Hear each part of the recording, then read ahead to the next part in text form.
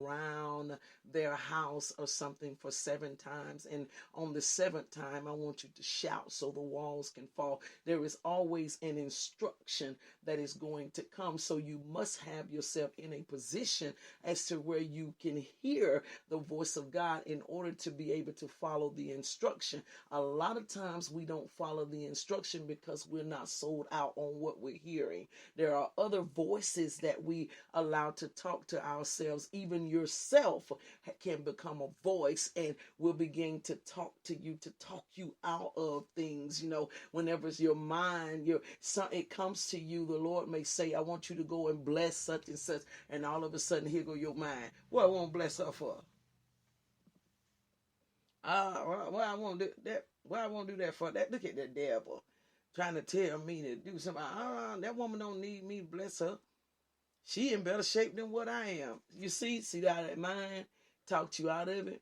But when you know the voice of God, when you've made yourself familiar with the voice of God and how he communicates to you, and because the way he communicates to me is maybe and probably is completely different in how he communicates to you. So you got to get to that place where you know exactly when it's God that's talking to you and not be moved off of that place. Let's go back to the Garden of Eden and let me show y'all what I'm talking about. The word was given to Adam and Eve to say, of the tree that is in the midst of the garden, of the tree of the tree of knowledge and evil, the knowledge of good and evil, thou shalt not eat thereof. All right, so the word was given, the instruction coming from the voice of God, from the wavelength of God. It came to them, but because there was not a clarity or a certainty of the fact that this was God that said this, the serpent was able to come and beguile Eve as to say, did God say that you would surely die? See, when you're not sold on the voice of God, he will always come back with a rebuttal. I feel the Holy Spirit, y'all. Let's get in here.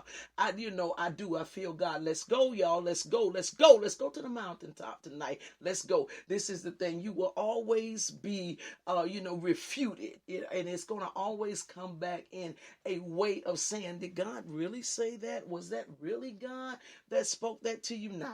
That wasn't God. That wasn't God that told me to do that. Some just told me to go over there and bless that lady. Or some just told me to pay for the people food behind me in the line. Nah, that wasn't none of God, because my light bill due tomorrow. What I look like paying for them people food? See, when you're not of a certainty, when you haven't allowed yourself to be solidified or concrete on the voice of God, there will always be interference, always. Listen, let me show y'all what I'm talking about. Y'all remember back in the days, and it'll do it now sometime if you don't have a strong signal, a strong antenna signal. When you're listening to a radio station, and it seems to always happen when your jam is on, you know what I'm saying? Like when your jam is playing, baby. When you know what I'm saying? You got Hall & Oates or what have you, you got your jam going, boy.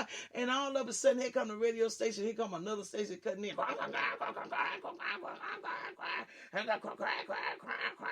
And you still trying to, in your mind now, you still trying to sing along with that jam, but that interference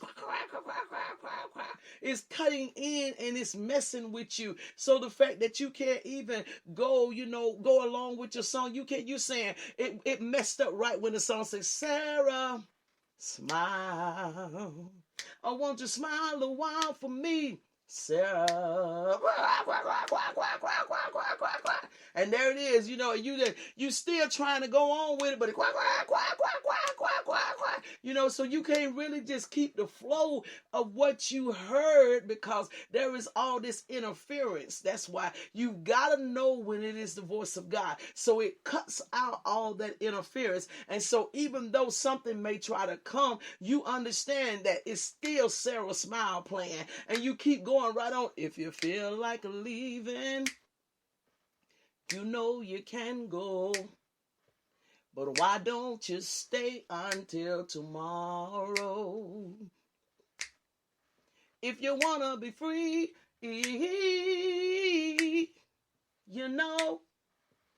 all you got to do is say so. Quack, quack, quack, quack, quack, quack, quack. When you feel cold, I warm you. See, you don't stop because you know that's the voice of God. That's how it is. When you know for a fact that that's God speaking to you, you don't let nothing move you off of it. You be ye steadfast, as the Bible says, unmovable, always abounding in the work of the Lord. You don't let nothing. You don't let nothing move you. It's just like the old song say, you don't let nothing shake your faith in God. Don't let nothing shake your faith in God. You don't. You just keep right on because you know for a fact that the Lord has said this. That's why it's imperative, if I have to tell y'all anything, it is imperative that you get to know the voice of the Lord. Help me. It's imperative that you get to know the voice of God. It's imperative. Man, it's imperative. I remember folk tried to make me think I was crazy, like I didn't know it. You know, when you first coming off into it, you drop a couple dimes on a few people, whatever, you know, with something you hear, you already scared as all get out to try to tell people anything that you done heard because you know, you nervous within yourself because you don't want to tell nobody nothing wrong, you know, so you don't want to miss it, so you already scared as all get out. But ain't nothing worse than when you go to somebody with something, you know, the Lord don't push you to make you go, you know, because he'll hit you with that situation where he'll say, go tell Pharaoh to let my people go. And you like, what? Yeah, you know, say you hit that stutter. Wait a minute. Say, tell Pharaoh what? Go tell Pharaoh to let my people go. Wait, but hold up. Ain't nothing worse than you know for a fact that you've heard God because this is the voice of God that's clearly speaking to you, telling you to go tell somebody something, and when you get there, Pharaoh act crazy. Well, I mean, I don't know about that. You know what I'm saying? I don't know. Okay then. All right then. That kind of stuff. And then let me show y'all how bad it was for me. I'm just going to give you my testimony of how bad it was for me with having to get to know the voice of God. Shoot, they hit the pulpit on me.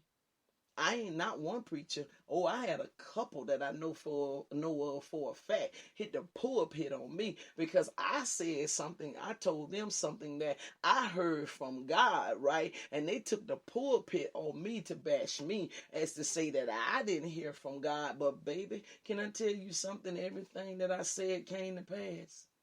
Everything that I said came to pass. Sometimes you have to do is scared.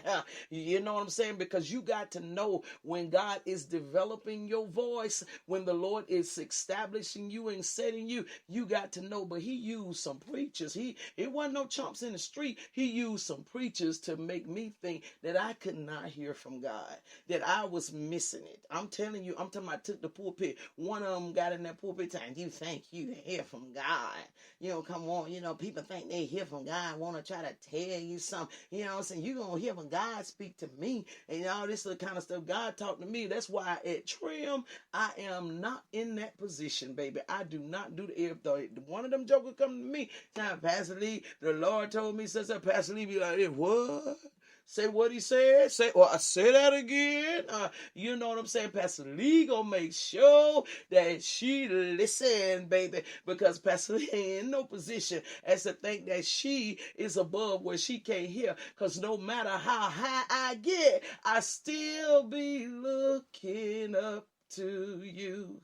You hear what I'm saying to you? No matter how high I get. And so when the Lord was training me and getting me to a place as to know his voice, that's what happened. And the enemy literally wanted to kill me from knowing the voice of God because of what it would do, because of how the Lord would use my hearing and my obedience in what I heard in order to impact people's lives. He wanted to cut me quick. He wanted to say to me, did God surely say that?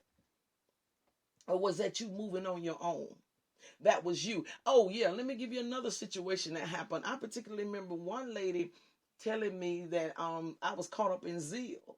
You know, and the Bible, when it talks about zeal, it says having a zeal, but not according to knowledge. So what that means is that you just want to do something, but you ain't got sense in what you're doing. And this is what the lady said to me. She said, well, sometimes you can just get caught up in zeal. That's what she said. You can get caught up in zeal because I had told something that I had heard the Lord say there. Well, I be dog if that didn't come to pass, baby. Oh, let me tell y'all something. If I ever say something to you, baby, you better go ahead. Let me go and mark this one right here. And I ain't saying this boasting. If I ever come to you with something, you better put it down. I can guarantee you, because I ain't quick to come to you nowhere unless I know for a fact that thing pushing me and it's making me go. Because I ain't that type person. I lay back, I lay low. But if I come, you better believe I done heard, and I'm coming to serve because he done told me to come to do it, and I ain't gonna be swayed from it. Now it's up to you if you want to wrestle with it. It's up to you if you want to lose out. You better hear what I'm saying. But if I come, you better know I'm coming with the word of the Lord. If I say that, watch this right here. If I say that right there, hey, what that right there, something gonna go down with that. If I say stuff like this right here, that right there, that ain't gonna work. If I say something like the Lord is gonna check that right there, the Lord face is not smiling on that kind of stuff, you best to watch out, baby, because something is going to go down. And the thing about it is I can take it if somebody say it to me. Only thing I'm gonna do is clean it up. It's the only thing I'm gonna do. Clean it up. Hey, let Nathan step to me. I told y'all I live this. I live this. This ain't something I read about, baby. I live this. This is my life I'm telling y'all about. If Nathan steps to me, oh, hey, Nathan stepped to David. You know he did. Nathan stepped to David and told David. He said, hey, man, there was a man that had a man killed just so he could have his wife. David King at the time, David said, what? Go get that man. That man need to die right now. Nathan said, King, is you. You the man. You the man. You are the man. So if anybody ever has to be Nathan for me and say to me, Delphine, Msphine, Fiend, Pastor Lee, Delph, all them names that I get called, they come to me and say, listen, the Lord told me the XYZ, guess what I'm going to do? Say, what did you say now? Say what? And if it's something that I know they talking to me about that I'm in error, baby, I'm finna clean it up. I'm finna clean it up because the word done came. The word done came before I got busted. It was my last word at that. Y'all didn't hear what I said.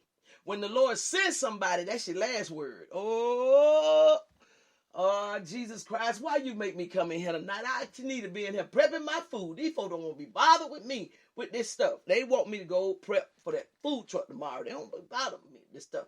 You got me in here messing with these folk with this stuff. No folk be wanting to whoop me because I tell the truth.